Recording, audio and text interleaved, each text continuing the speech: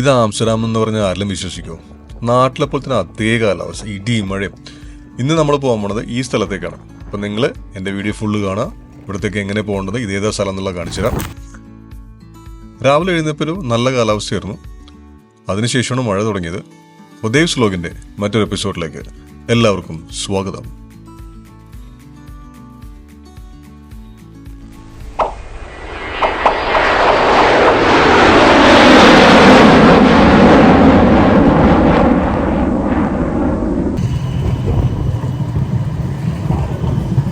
ഇത് പുറകിൽ കാണുന്നതാണ് സെൻട്രൽ സ്റ്റേഷൻ. ഇത് സെൻട്രൽ സ്റ്റേഷന് മുമ്പിലുള്ള ജംഗ്ഷനാണ്. നല്ല മഴയുണ്ട്. അപ്പോൾ ഇത് മഴയില്ലാത്ത സമയത്ത് നമ്മൾ എടുത്തതാണ്. ആ സെൻട്രൽ സ്റ്റേഷനൊക്കെ നല്ല ഭംഗിയായിട്ട് കാണാം. അപ്പോൾ ഇവിടെ വരുമ്പോൾ നിങ്ങൾ മസ്റ്റായിട്ട് ചെയ്യേണ്ട കാര്യമാണ് ഈ ഒരു ബോട്ട് ഡ്രൈവ്. അപ്പോൾ ഈ ബോട്ട് ഡ്രൈവ് എങ്ങനെ ചെയ്യേണ്ടത്, എവിടെ നിന്നാണ് എടുക്കേണ്ടത്, എത്ര രൂപയ്ക്ക് എന്നുള്ളത് എൻ്റെ കഴിഞ്ഞ വീഡിയോയിൽ പറഞ്ഞിട്ടുണ്ട്. അപ്പോൾ ആ വീഡിയോ കണ്ടിട്ടുള്ള ആൾക്കാർ ഒന്ന് കണ്ടു നോക്കുക. അപ്പോൾ രാവിലെ തന്നെ ഒത്തിരി ദൂരം യാത്രകൾ കൊണ്ടിട്ട് ഞാൻ താമസിക്കുന്ന ഹോട്ടലിന് തൊട്ടടുത്ത് തന്നെ ഭക്ഷണം കഴിക്കാൻ വന്നിരിക്കുകയാണ്. ഇവിടെ കുറേ ഹോട്ടൽസ് ഉണ്ട്, മക്ഡൊണാൾഡ്സ് ഉണ്ട്, KFC ഉണ്ട്. പക്ഷെ എനിക്ക് രാവിലെ പ്രോപ്പറായിട്ടുള്ള ഫുഡ് കഴിക്കാൻ വേണ്ടിയിട്ടാണ് ഞാനിവിടെ വന്നത്. ഇവിടെ ഞാൻ ഭക്ഷണം കഴിക്കുമ്പോൾ ആദ്യം ഞാൻ ആലോചിച്ചത് എൻ്റെ അമ്മേനാണ്.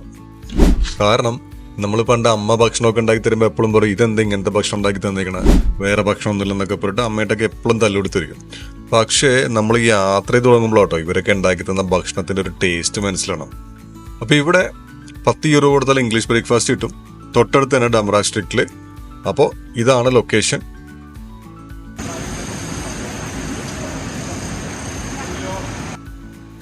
അങ്ങനെ നമ്മൾ പോകാൻ പോണ സ്ഥലമാണ് ഹീത്ത് ഹോൺ. ഈ സ്ഥലത്തിന്റെ പേരെന്താ ഇങ്ങനെ, അല്ലെങ്കിൽ ഈ പേര് വരെയുള്ള കാര്യങ്ങൾ ഇതൊക്കെ ഞാൻ വിശദമായിട്ട് നമ്മൾ അവിടെ ചെന്നിട്ട് പറഞ്ഞുതരാം.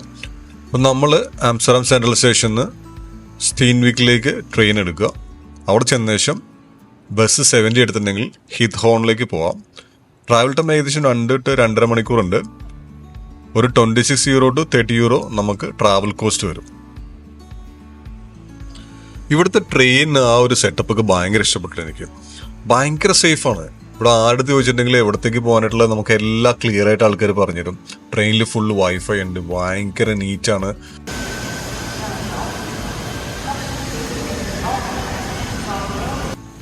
ഇതാണ് അപ്പോൾ സെൻട്രൽ സ്റ്റേഷൻ ആംസ്റ്റർഡാം. അപ്പോൾ ഇവിടെ എല്ലാ 2 മിനിറ്റ് കൂടുമ്പോഴും ട്രെയിൻ ഉണ്ട് കേട്ടോ. എന്ത് നീറ്റാന്ന് നോക്കിയേ.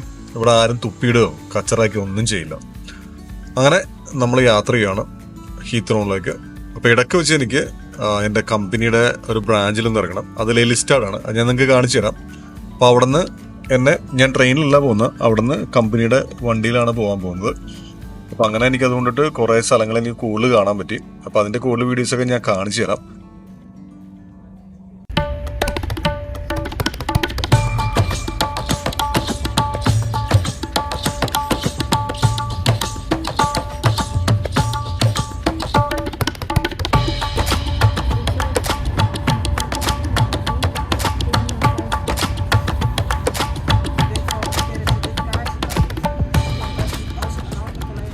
അപ്പം ഇതാണ് ലെലിസ്റ്റാർഡ് സ്റ്റേഷൻ. ഇപ്പോൾ ലെലിസ്റ്റാർഡിലാണ് നമ്മുടെ ബ്രാഞ്ച് എന്നല്ല, കമ്പനിയുടെ മെയിനായിട്ട് ഓഫീസ് ഉള്ളത് ലെലിസ്റ്റാർഡിലാണ്. അപ്പം നമ്മൾ അവിടേക്കാണ് പോകാൻ പോകുന്നത്. പിന്നെ പിക്ക് ചെയ്യാനായിട്ട് ഇവിടുത്തെ നമ്മുടെ യൂറോപ്പിലെ കൊമേഴ്ഷ്യൽ ഡയറക്ടറെ മിഷേൽ വരും. അപ്പോൾ പുള്ളിയോടൊപ്പമായിരിക്കും ഞാനിനി കൂടുതൽ ട്രാവൽ ചെയ്യാൻ പോകുന്നത്. ഈ ലെലിസ്റ്റാർഡ് എന്നുള്ളത് വളരെ പ്രത്യേകത നിറഞ്ഞ സ്ഥലം കേട്ടോ. ഇത് ശരിക്കും പറഞ്ഞാൽ കടലിൽ നിന്ന് തിരിച്ചു പിടിച്ചൊരു സ്ഥലമാണ്. ഈ ഒരു സ്ഥലം 1967 സ്ഥാപിതമായത്. ഈ സ്ഥലത്തിന് ലെലിസ്റ്റാർഡ് എന്നുള്ള പേര് വരാൻ കാര്യം നെതർലാൻഡ്സിലുള്ള വളരെ ഫേമസ് ആയിട്ടുള്ള ഒരു വാട്ടർ സയന്റിസ്റ്റ് ഉണ്ടായിരുന്നു, കോർണേലിയസ് ലെലി. ആ പുള്ളിയുടെ ഓർമ്മയ്ക്കായിട്ടാണ് ഈ സ്ഥലത്തിന് ലെലിസ്റ്റാർഡ് എന്നുള്ള പേര് വരാൻ കാര്യം. 1967 വരെ കടലിന്റെ ഭാഗമായിരുന്നത് കടലൊക്കെ അടച്ച് കടലിൽ നിന്ന് തിരിച്ചു പിടിച്ചൊരു സ്ഥലമാണിത്. ഇത് യുനെസ്കോയുടെ ലോക പൈതൃക സ്ഥലമായിട്ടും പരിഗണിക്കപ്പെടുന്നു. ഈ ലെലിസ്റ്റാർഡ് എന്നുള്ളത് ആംസ്റ്റർഡാമിൽ നിന്നൊരു 50-60 കിലോമീറ്റർ ദൂരെയാണ്. ഒത്തിരി ആൾക്കാർ ലെലിസ്റ്റാർഡിൽ താമസിച്ചിട്ട് ആംസ്റ്റർഡാമിൽ വർക്ക് ചെയ്ത ആൾക്കാരുണ്ട്. കാർ വഴിയും ട്രെയിൻ വഴിയും ബസ് വഴിയൊക്കെ. നേരത്തെ പറഞ്ഞ മാതിരി തന്നെ ഇവരുടെ ട്രാൻസ്പോർട്ടേഷൻ അടിപൊളിയായതുകൊണ്ടിട്ട് യാത്രക്കൊന്നും യാതൊരു ബുദ്ധിമുട്ടില്ല.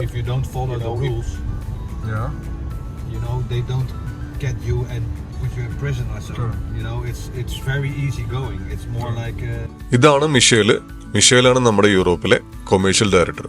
അപ്പം ഞാനങ്ങനെ പുള്ളിയുടെ തള്ളൊക്കെ കേട്ടിട്ട് ഇങ്ങനെ ട്രാവൽ ചെയ്യായിരുന്നു. ഭയങ്കര ഭംഗിയുള്ള സ്ഥലം കേട്ടോ. ഈ മഴയും കൂടി ഉള്ളതുകൊണ്ടിട്ട് ലെലിസ്റ്റാഡ് എന്നുള്ളത് കാണാൻ ഭയങ്കര ഭംഗിയുള്ള സ്ഥലം.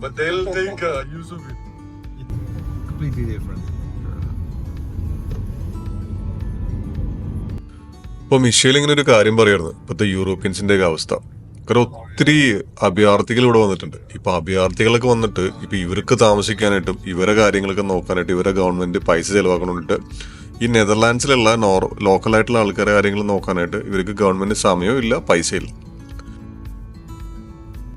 പോകുന്ന വഴിക്കൊക്കെ നമ്മൾ പല സ്ഥലത്തും നിർത്തിയിട്ട് വീഡിയോസ് എടുക്കാൻ നോക്കി. നെതർലാൻഡ്സിൽ എവിടെ ക്യാമറ വെച്ചിട്ടുണ്ടെങ്കിലും ഭയങ്കര ഭംഗിയായിട്ട് കാണാനായിട്ട്. ചിലപ്പോഴൊക്കെ അലയ്ക്കും ഇതെല്ലാം വിട്ടിട്ട് ഇവിടേക്ക് വല്ലതും വന്ന് താമസിച്ചാലോ എന്നൊക്കെ.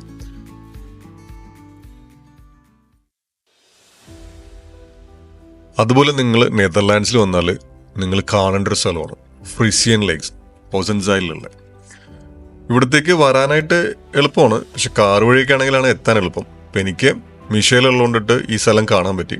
ഇത് ശരിക്കും ആംസ്റ്റർഡാം സെൻട്രലിൽ നിന്ന് അൽമേർ സെൻട്രലിൽ വന്നിറങ്ങിയ ശേഷം അവിടെ നിന്ന് ലെലിസ്റ്റാഡിലെത്തുക. ലെലിസ്റ്റാഡിൽ നിന്ന് ഓസൻസൈലിലേക്ക് ബസ് 76 എടുത്തിട്ടുണ്ടെങ്കിൽ നിങ്ങൾക്ക് ഈ സ്ഥലത്ത് വന്നെത്താൻ പറ്റും. ഇത് ടോട്ടൽ ഒരു 4 hours ട്രാവൽ ഉണ്ട്. ആരെങ്കിലും നിങ്ങളെ കൊണ്ടുവരാണെന്നുണ്ടെങ്കിൽ കാർ ഉണ്ടെങ്കിൽ ഏറ്റവും നല്ലതായിരിക്കും. അപ്പോൾ ഞാൻ നേരത്തെ പറഞ്ഞ പോലെ തന്നെ ഈ സ്ഥലങ്ങളൊക്കെ കാണുമ്പോൾ ഞാൻ ആലോചിച്ചു നമ്മൾ എല്ലാം വിട്ട് ഇവിടെ എല്ലാം വന്ന് താമസിച്ചാലോ എന്നൊക്കെ. പക്ഷേ ഇവിടെ ഇത്ര ഭംഗിയുണ്ടെങ്കിലും നമ്മൾ ജനിച്ചു വളർന്ന സ്ഥലം എന്നുള്ളത് ഇന്ത്യയാണ്. അപ്പോൾ ഇന്ത്യൻ പാസ്പോർട്ട് കളയാനായിട്ട് എന്തായാലും എനിക്ക് താല്പര്യമില്ല. പക്ഷേ നമ്മൾ ഈ സ്ഥലങ്ങളൊക്കെ വന്ന് കണ്ടിട്ടുണ്ടെങ്കിൽ നമ്മൾ ആലോചിക്കും, ഓഫ് എന്ത് ഭംഗിയായിട്ട് ഇവരൊക്കെ ഇവിടെ താമസിക്കുന്നത്. ഇവരിവിടെ യാത്ര ചെയ്യാൻ കാറുകളുണ്ട്, പിന്നെ ഈ ലേക്കുകളിലൊക്കെ യാത്ര ചെയ്യാൻ വേണ്ടിയിട്ട് ഇവർക്ക് ബോട്ടുകളുണ്ട്. ഈ സ്ഥലം ശരിക്കും എന്ന് വെച്ചിട്ടുണ്ടെങ്കിൽ പണ്ട് ഖനനങ്ങൾ നടന്ന സ്ഥലങ്ങളാണ്. അപ്പോൾ അവിടെ വലിയ കുഴികളുണ്ടായിരുന്നു. അത് കാലക്രമേണ മഴവെള്ളവും നിറഞ്ഞും അതേപോലെ തന്നെ കടലിൽ നിന്നുള്ള വെള്ളമൊക്കെ വന്നിട്ടാണ് ഈ ഒരു സ്ഥലം രൂപപ്പെട്ടത്.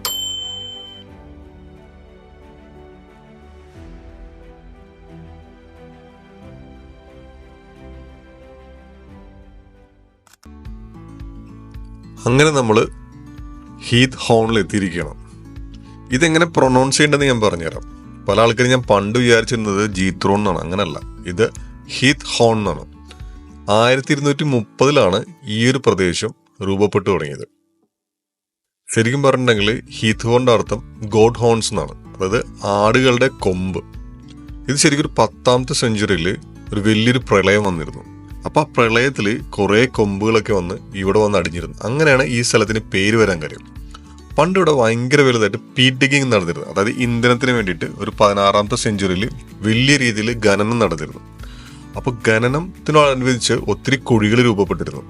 കാലക്രമേണ വെള്ളം നിറഞ്ഞ് അങ്ങനെയാണ് ഈ കനാലുകളൊക്കെ രൂപപ്പെട്ടത്. ഈ സ്ഥലം ഫേമസ് ആവാനും കാര്യം.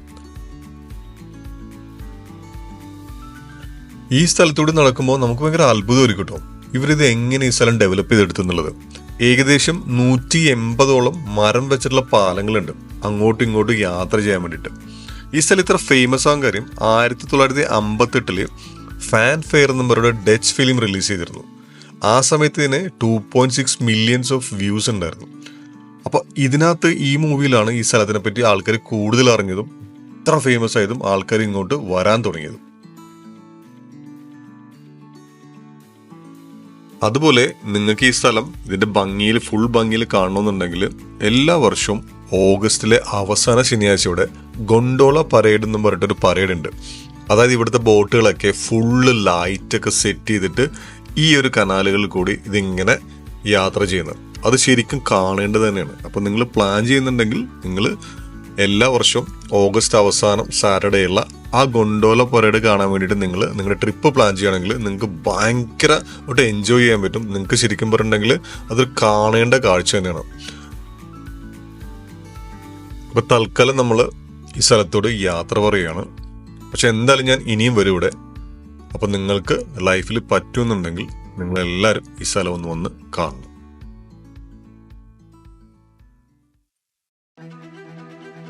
യാത്രകൾ എന്നുള്ളത് നമ്മുടെ ജീവിതത്തിനോട്ടുള്ള നമ്മുടെ കാഴ്ചപ്പാടുകളൊക്കെ ഒത്തിരി മാറ്റി മറിക്കും കേട്ടോ. നമ്മൾ എത്രയോ പൈസകൾ വെറുതെ കളയുന്നുണ്ട്. നമ്മൾ പറ്റുമെങ്കിൽ കുറച്ച് പൈസ സേവ് ചെയ്തിട്ട് എല്ലാ വർഷവും നമ്മുടെ വേണ്ടപ്പെട്ടവരായിട്ടോ അല്ലെങ്കിൽ ഒറ്റയ്ക്കോ നമ്മൾ യാത്രകൾ ചെയ്യണം. നമ്മൾ യാത്രകളിൽ കൂടി കിട്ടുന്ന അനുഭവങ്ങൾ അല്ലെങ്കിൽ നമ്മുടെ ആ ഒരു എക്സ്പീരിയൻസ് അതൊന്നും വേറെ ഒന്നിനും നമുക്ക് തരാൻ പറ്റില്ല കേട്ടോ. അപ്പോൾ നിങ്ങൾക്ക് എൻ്റെ വീഡിയോ ഇഷ്ടപ്പെട്ടെങ്കിൽ നിങ്ങൾ ലൈക്ക് ചെയ്യുക. നമ്മൾ ഒത്തിരി വീഡിയോസായിട്ട് ഇനിയും വരുന്നതായിരിക്കും. അപ്പോൾ വീഡിയോ ഇഷ്ടപ്പെട്ടെങ്കിൽ നിങ്ങൾ ലൈക്ക് ചെയ്യുക, ഷെയർ ചെയ്യുക, സബ്സ്ക്രൈബ് ചെയ്യുക.